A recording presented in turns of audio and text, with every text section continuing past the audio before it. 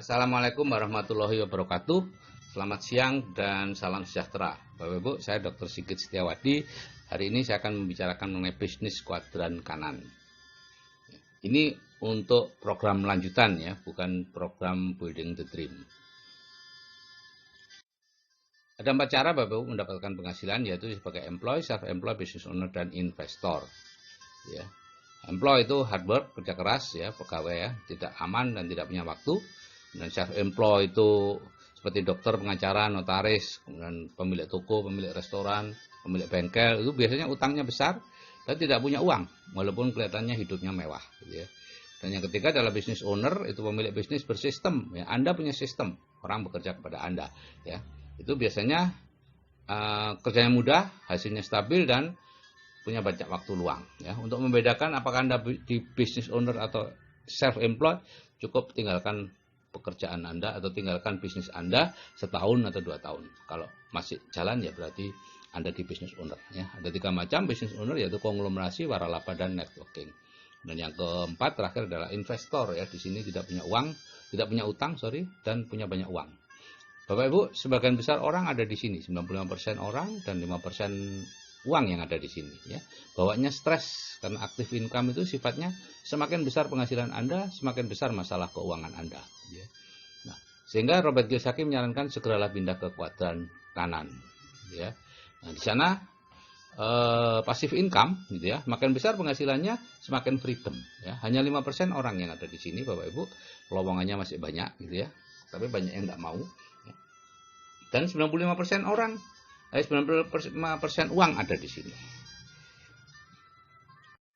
Nah, cara pindah kuadran seperti ini, dari employed ke self-employed ya, mengerjakan bisnis tertentu, membangun bisnis, kemudian membuat sistemnya, dan akhirnya ke investor. Di sini perlu waktu puluhan tahun Bapak Ibu, dengan angka keberhasilan yang sangat sedikit. Menurut ILO itu kurang dari 1% dalam waktu 10 tahun. Jadi startup baru itu dalam waktu 10 tahun tinggal 1 orang ya, dari 100 orang. Kalau cara yang sekarang dari employee, self-employed, dilatih untuk menjadi business owner, dari situ jadi investor ya. Nah, di sini perlu waktu 2 sampai 5 tahun ya, dan 100% predictable. Anda mengikuti sistemnya, jalan. Anda tidak mengikuti sistemnya, tidak.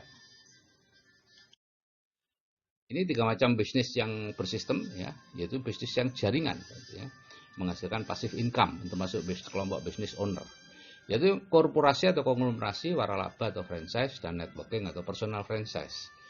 Ya, korporasi itu jaringan bisnis besar, sistemnya didapat dengan cara membangun ya, perlu modal besar, risikonya besar, tempatnya tertentu, waktunya tertentu, dan perlu keahlian. Kalau Bapak Ibu tidak punya keahlian kemudian mau membangun konglomerasi atau korporasi, Bapak Ibu bukan menjadi konglomerat, tapi akan menjadi kolong melarat. Dan banyak sekali yang bertebaran seperti itu. Ya, yang kedua adalah waralaba. Ini jaringan bisnis sejenis ya, toko, restoran, dan lain-lain, rumah sakit ya. Sistemnya dengan cara membeli, modalnya besar, risikonya besar, tempat tertentu, waktu tertentu, tapi tidak perlu keahlian. Cukup Anda membeli saja, ada sistem. Dan yang ketiga adalah networking atau personal franchise, itu jaringan konsumen perorangan. Yang dimaksud oleh Robert Kiyosaki dengan networking adalah jaringan konsumen perorangan. Ya. Sistemnya dengan cara memakai, modalnya kecil, risikonya kecil, fleksibel, waktunya fleksibel, dan ada sistem sehingga tidak butuh keahlian. Jadi kalau kita lihat konglomerasi itu seperti itu Bapak Ibu, ya. Bapak Ibu bangun bisnis apa saja. Bisnis peternakan, bisnis pertanian, bisnis apa saja ya. Sehingga kalau ada yang bertanya, "Dok, apa bisnis saya ini bisa dijadikan sumber passive income?" Bisa. Asal Anda membangunnya menjadi korporasi sehingga autopilot. Bangun sistemnya autopilot. Butuh 2 sampai 3 kali bangkrut ya, dan butuh waktu puluhan tahun dengan angka keberhasilan yang kecil. Tadi itu ya, kurang dari 1% dalam waktu 10 tahun. Nah, kalau Anda waralaba, itu yang dimaksud adalah membeli gerai waralaba yang sudah jadi, bukan membangun bisnis waralaba baru. Ya, kalau Anda membangun bisnis waralaba baru, berarti Anda sedang membangun bisnis, membangun sistem supaya autopilot itu. Ya, artinya membangun korporasi, sulitnya sama dengan membangun korporasi. Begitu juga bisnis networking, itu artinya bergabung dengan bisnis networking yang sudah jadi. Ya, bukan membuat bisnis networking yang baru ya. Saya banyak diajak orang untuk membuat bisnis networking baru. Ya, saya tidak tidak mau dong. Itu sama dengan membuat korporasi kok. Sulit banget Bapak Ibu. angka keberhasilannya kecil sekali. Apalagi kalau sudah menyertakan orang, waduh, tambah kecil. Dan sudah di dunia sudah ribuan orang, ribuan bisnis networking yang hilang timbul. Tidak ada, hanya berapa. Bisa dihitung dengan jari yang bertahan selama 10 tahun. Jadi kalau kita memilih kerjasama bisnis bersistem, Bapak Ibu, ya, Anda sedang membangun aset jangka panjang yang bisa diwariskan menurut Robert T. Kiyosaki. Sehingga Anda perlu memilih, bisnisnya harus legal. Kalau Anda berinvestasi, patokannya adalah OJK, Otoritas Jasa Keuangan. Tapi kalau Anda bergerak di bidang networking, patokannya cuma satu, yaitu APLI, Asosiasi Penjualan Langsung Indonesia. Tidak ada di daftarnya APLI, udah lupakan. Ya. Kemudian sudah berumur di atas 10 tahun, di bawah itu lupakan deh.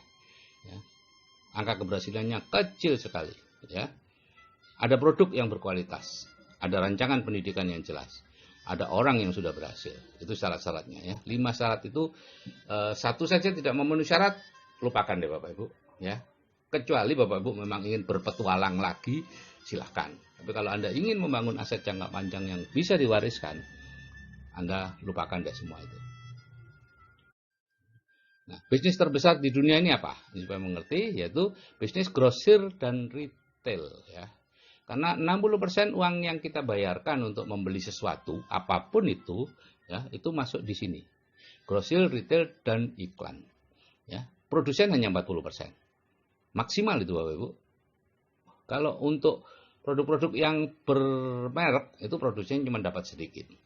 Contoh sepatu yang cawang itu di toko dijual $100, produsennya cuma dapat $15. Ya. Saya berani ngomong begitu karena ini sudah ada di koran sejak lama. Jadi bergeraklah di bisnis grosir dan retail kalau ingin mendapatkan uang yang besar. Ada 3 macam, yaitu grosir dan retail konvensional, waralaba, dan networking. Jadi kalau grosir dan retail konvensional ini Anda yang bangun toko, Anda yang mengisi toko, Anda yang mengelola toko, Anda yang mencari konsumen, ya semuanya Anda, modalnya tentu besar, keuntungannya ya lumayan, 5-10% dari omset. Dan ini active income, kecuali Anda bisa membangunnya menjadi korporasi, ya seperti Giant, Hero, Matahari, dan lain-lain. Ya. Kalau waralaba dan minimarket, ini Anda yang membangun tokonya, Anda yang mengisi tokonya, yang mengelola toko itu mitra, yang mencari konsumen mitra. Ya, modalnya besar. Ya. Konsumennya punya mitra Bapak Ibu. Kalau misalnya Anda punya Indomaret nih, kemudian putus kontraknya, Anda ganti Sigit Mart, ya tidak datang orangnya. Gitu ya.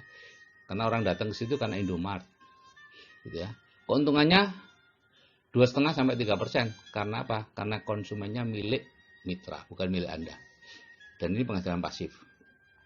Nah, kalau di networking, Anda bekerja sama dengan mitra, yang bangun toko itu mitra, yang mengisi toko itu mitra, yang mengelola toko mitra. Anda hanya bertugas mencari konsumen. Ya. Kalau barang itu masih di toko, itu barangnya mitra. Kebakaran, dirampok, atau expired, itu risikonya mitra. Tapi begitu ada yang beli, anggota Anda, itu barangnya Anda. Modalnya kecil. Ya. Penghasilannya lumayan besar, 10% dari omset. Ya. Dari 60% yang dibagi-bagi tadi, Anda dapat kurang lebih 10%-nya. Dan kenapa besar? Karena Anda yang punya konsumennya. Gitu ya. Jadi siapapun pemilik konsumen, dialah pemilik bisnis yang sebenarnya. Traveloka, Gojek, Uber, itu semua pemilik konsumen. Nah, jadi kalau Anda ingin kaya sejati, Bapak Ibu, ya, bisa rekreasi dengan bebas, punya banyak waktu luang, bisa punya rumah besar dan sebagainya, bebas finansial dan bebas waktu, maka ini jalannya. Ya. Kalau tidak, misalnya tidak ingin, ya sudah, tidak apa-apa. Jadilah yang seperti sekarang, karyawan, pebisnis kecil, profesional, bisnis online, money game, direct selling, MLM, bertani, beternak, dan sebagainya. Tapi kalau Anda ingin bebas finansial dan bebas waktu, tinggal ditanya, punya uang enggak? Kalau punya uang, oke, lakukan investasi, ya, atau beli waralaba. Kalau tidak punya uang, tinggal tergantung, Anda punya umur enggak? Kalau umurnya kurang dari 30 tahun, bangunlah bisnis konglomerasi, bisnis networking. Atau kalau cepat ya bisnis networking. Kalau usia Anda sudah lebih dari 30 tahun, tidak ada cara lain networking. Seperti yang dikatakan oleh Robert T. Kiyosaki. Apa sih bedanya networking, multi-level marketing, money game, atau MLR, multi-level recruiting? Ya. Konsepnya networking jaringan pemakai, MLM itu jaringan penjual, money game itu jaringan pencari anggota. Prinsipnya networking kerja dapat banyak, yang MLM kerja dapat banyak, kalau money game yang duluan dapat banyak. Karena sudah disusun terstruktur dalam bentuk piramida. Karena ini memang asalnya dari piramida skema Ponzi gitu ya, yang ilegal dimanapun gitu ya, kecuali di Indonesia. Produk networking banyak, MLM sedikit atau banyak, money game tidak atau markup. Ya, tidak ada produk di situ. Ada produk di markup. Koin emas yang harganya sekian jadikan sekian. Kemudian manik-manik yang plenik-plenik itu untuk kalung, untuk putih ada titik-titiknya itu ya. Itu di Cina dijual 5.000, 15.000, di sini jadi jutaan Bapak Ibu ya. Jadikan multi level recruiting atau money game. Asal bonus di sini networking penjual produk, MLM juga sama penjualan produk. Kalau di money game anggota baru. Karena itu biaya masuknya tinggi. Kemudian ada reinvestasi lagi gitu ya. Nah, kalau sudah masuk, awalnya mungkin masuk cuma beberapa ratus ribu paket hemat. Setelah itu Anda akan ditawari, ini ada paket premium, ini ada paket emas atau paket gold atau paket apa saja terserah. Itu sudah pasti money game Bapak Ibu. Begitu ada paket-paket reinvestasi. Karena apa? Asal bonusnya dari anggota baru. Sehingga kalau sudah mulai menurun ya anggota lama disuruh jadi anggota baru lagi. Terus menerus seperti itu. Anda sudah dapat banyak toh, ayo investasi lagi supaya dapat lebih besar lagi. Itu jargonnya gitu ya. Tutup poin tidak ada di networking, di MLM ada karena produknya sedikit sehingga perlu dijual terus. Karena itu harus beli terus. Kalau di networking tanpa tutup poin pun orang akan beli terus karena pemakai. Stokis juga begitu, networking tidak ada stokis, di MLM ada stokis. Money game ya enggak tahu saya. Kalau penghasilan, networking pasif penghasilannya. Kalau MLM dikatakan pasif sih, tapi sebetulnya karena ada tutup poin, ada stokis, jadinya ya aktif. Karena harus nungguin terus tuh bisnisnya. Money game sudah pasti aktif. Mengapa sih kita tidak menyukai MLM atau networking, tapi lebih menyukai money game dan MLR? Ya? Karena MLM dan networking itu berlawanan sekali dengan program bawah sadar kita, Bapak Ibu ya. Penghasilannya di MLM dan networking itu sangat besar. Majalah Forbes tahun 2010 mengatakan 20% penghasilan miliarder di Amerika itu asalnya dari bisnis networking dan MLM yang mereka ikuti. 20% Bapak Ibu, besar banget itu. Sedangkan bawah sadar kita plafon rezekinya rendah. Sehingga takut Bapak Ibu. Ya. Begitu juga di MLM atau networking penghasilannya pasif. Dengan bawah sadar kita penghasilan aktif yang diutamakan, yaitu bekerja mencari uang. Semakin keras bekerjanya, semakin banyak, semakin mulia Anda. Maka untuk bisa bekerja keras, Anda harus dibuat tidak punya uang terus. Begitu ada uang sedikit aja, Anda sudah bingung untuk pakainya. Ya. Memperbaiki rumah, lantainya diperbaiki, dapur diperbaiki, terus menerus. Itu pola pikir miskin. Ya. Di MLM atau networking kita bisa kaya ya, seperti yang tadi dikatakan. Di bawah sadar kita pola pikir miskin. Jadi dia takut. Begitu juga di MLM atau networking kita bisa freedom, bisa pensiun, menikmati hidup. Di bawah sadar takut pensiun. Orang harus terus bekerja. Ya. Dari tentara, bekerja jadi satpam, setelah pensiun ke pertanian. Seorang pejabat tinggi, dirjen atau apa, ya, setelah pensiun, takut pensiun Bapak Ibu. Selama jadi dirjen penghasilannya 40-50 juta, pensiun 4 juta. Makanya harus terus bekerja lagi atau stroke. Sedangkan di networking orang bisa freedom, bisa pensiun. Takut. Ya. Jadi yang ini cocok dengan money game. Bawah sadar kita itu memang cocoknya dengan money game, cocoknya dengan multi level recruiting. Karena itu yang berbondong-bondong ya, uang besar. Oke Bapak Ibu, itu yang bisa saya sampaikan. Kalau saya yang sudah berumur aja bisa pindah kuadran, Anda juga pasti bisa. Cuman hati-hati, pindah kuadran, cari mentor, ikuti dia. Karena itu dunia yang asing sekali bagi Anda. Anda begitu mudahnya Anda terjebak dalam jebakan Batman. Oke Bapak Ibu, saya akhiri. Wassalamualaikum warahmatullahi wabarakatuh. Selamat siang dan salam sejahtera.